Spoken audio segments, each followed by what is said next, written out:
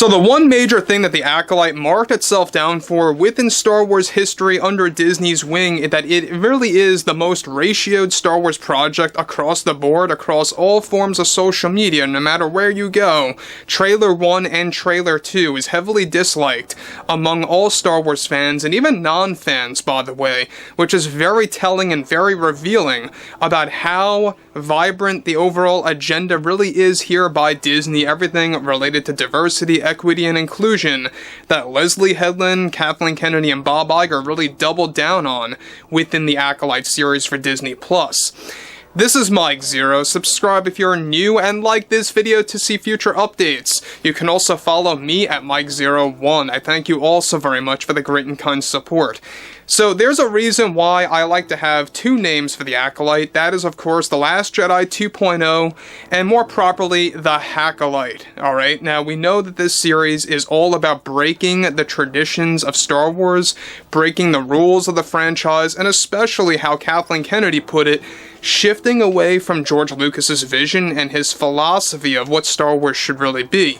Now, we already know that those out there like Leslye Headland, Kathleen Kennedy, that have been heading into endless damage control over the Acolyte Backlash, over the fan reception, and even how there's also, like I said before, a lot of non-fans speaking their mind about this trailer, and when they even don't like it, that just goes to show you that there's a lot of problems with the Acolyte. There's a main reason here why they really have not been giving out all that many different TV spots, and why they held off on this trailer for so very long, by the way, is because they know through and through, at the end of the day, it's going to get tons of backlash, much like The Last Jedi. But focusing here on Kathleen Kennedy, alright, this is where things begin to heat up, is that with both Marvel and Lucasfilm considered the two most failed divisions at the Walt Disney Company, one major development now has much to do with Kathleen Kennedy with the promotion of the Acolyte series and the endless backlash it's been going through. However, of course, Kennedy went on to deliver the following. When I was putting this thing together with Leslye, we knew immediately going into this that we would be dealing with a lot of noise from a minority of fans that just are never going to agree with your work in this business. We really wanted to represent so many communities in this series beyond what we did with any Star Wars show or film before, and it's something that George really didn't represent in other films that I think will really make the Acolyte stand out on its own. Of course, you are always going to have those that are opposed to this sort of vision, and that is the one major roadblock that we keep hitting in this industry, is that this is the same minority of fans within this community especially that will tend to do anything that they can to convince others that Disney, of course, is doing, or what Lucasfilm is doing, and even what I am trying to establish in this franchise is agenda-based, when in reality that is completely false and far from the truth, and I really have to make that clear time and time again to our audience to really make them understand that Star Wars is always about adapting to the modern world, and this is how we are doing it with the Acolyte. There is nothing agenda-driven here, but what we are doing is to rightfully expand this story is that Leslye and I really wanted to hire creatives that did not really have any experience with Star Wars films or shows. We really wanted an unbiased team of creators and artists that would really allow Leslye to do whatever she wanted without any kind of interference. That's what makes the Acolyte so special. I don't think we have had much criticism at all with this series. We successfully released two very well made and edited trailers for our community. We have seen nothing but a positive response, and any level of criticism that we have noticed, and for sure we have, of course, are just a small percentage of our audience and fan base, so it doesn't really translate to anything of concern for how our series will turn out on June 4th. Right now, we don't really have any concrete plans for a season 2, but we'll see what happens in the coming months. I always hate the word shelved. We don't shelve things here at Lucasfilm. We just keep them, I like to say, on the back burner, and when we want to dig that idea up again, we can. our, of course, support for diversity in this series is going to be a milestone, and how we also address different and varying genders for both the characters in the cast. It's quite a historic Lucasfilm production on our part within Star Wars that some fans obviously have had problems accepting and are seemingly standoffish, thinking that this also translates to us focusing away from a proper story that will be made. We felt it was about time to shift away from George's vision and to not listen to any noisy, loud voices anymore, so that we could focus on our vision and the High Republic, so that we can really sort of create our own prequels, so to speak, that fans have been waiting for so very long. So, let me just stop here quick, guys, about Kathleen Kennedy, alright? Now, we already know that Kathleen Kennedy is all about erasing George Lucas's vision.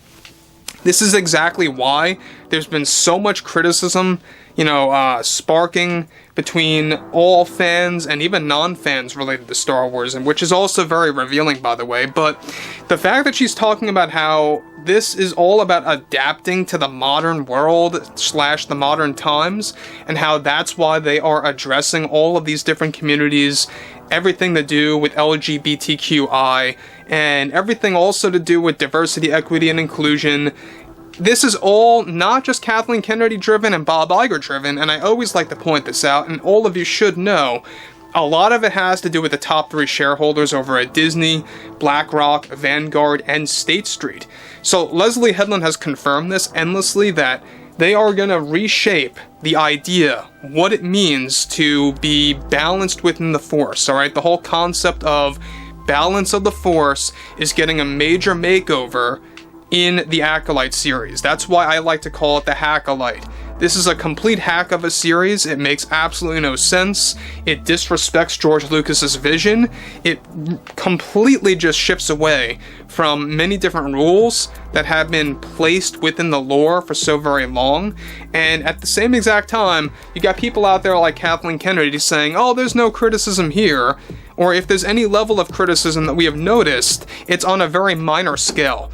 It's not minor when you have something that has been ratioed across the board to such a crazy degree that we have never seen before under Disney's wing. That is very revealing too. The fact that every single trailer, every single little TV spot that has dropped, it has been heavily disliked. And it's not just about what's represented in the trailer, it's also about how the dialogue is driven, how the acting is.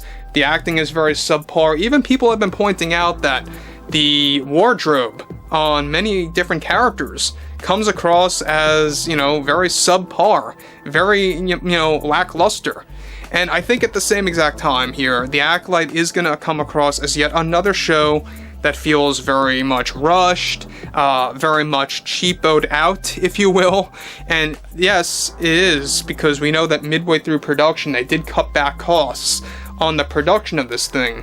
It's still a very expensive series, don't get me wrong about this, guys, but they did cut back costs on some of the set pieces, some of the set builds, to focus more on the stagecraft technology. I don't know if you guys know much about that. That's the big stage with a large screen around it where they can put themselves in any environment. If you ask me, that stagecraft design, at least in Star Wars, in isolation, it comes across as very cheap and unrealistic, where you can just tell they're standing in front of a screen. It's more or less, a faster alternative for them than doing green screen. So overall, I would love to hear what you all have to say about this below in the comments, and if you guys did enjoy the content for today, make sure to drop a thumbs up on this video to support the channel, and I will catch you guys later.